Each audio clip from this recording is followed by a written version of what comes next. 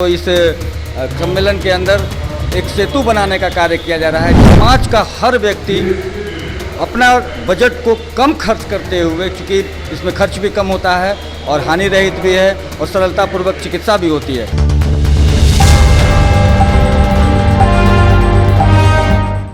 नमस्कार, डीटीवी भारत में आपका स्वागत है। मैं हूं पूजा वर्मा। राजधानी पटना में 29वां राष्ट्रीय एक्यूप्रेशर सम्मेलन समारोह मनाया गया, जिसमें आपको बता दें कि बिहार के डिप्टी सीएम तारकिशोर प्रसाद, बिहार विधानसभा अध्यक्ष विजय सिन्हा और इसके अलावा आपको बता दें कि पूर्व केंद्रीय मंत्री सीपी ठाकुर, विधान परिषद सभापति अवधेश नारायण सिंह ने इस समारोह का उद्घाटन किया।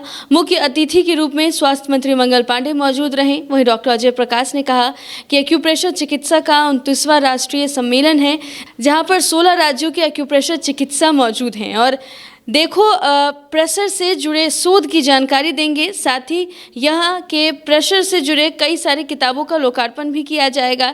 इस मौके पर आपको बता दें कि बिहार योग एक्यूप्रेशर कॉलेज के सचिव और भावी मेयर प्रत्याशी डॉक्टर अजय प्रकाश ने इस समारोह से संबंधित कई सारी अहम जानकारियाँ दी हैं। ज़रा सुनिए उन्होंने क्या कुछ कहा।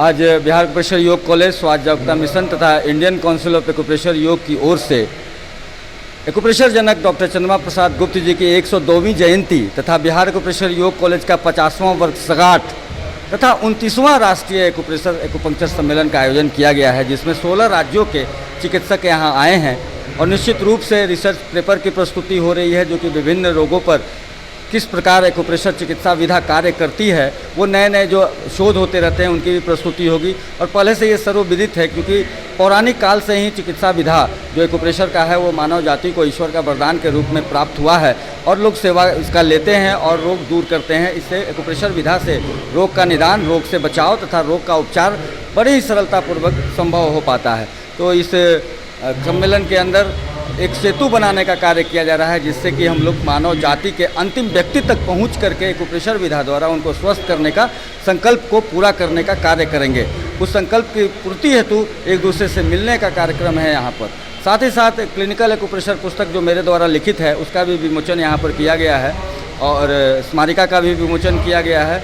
और कुल मिलाकर के यही उद्देश्य है कि समाज का हर व्यक्ति अपना बजट को कम खर्च करते हुए, क्योंकि इसमें खर्च भी कम होता है और हानि रहित भी है और सरलतापूर्वक चिकित्सा भी होती है, तो ये सारे लाभ जनमानस के अंतिम व्यक्ति तक पहुंच सके, इसके लिए हम लोग यहाँ पर कार्य कर रहे हैं।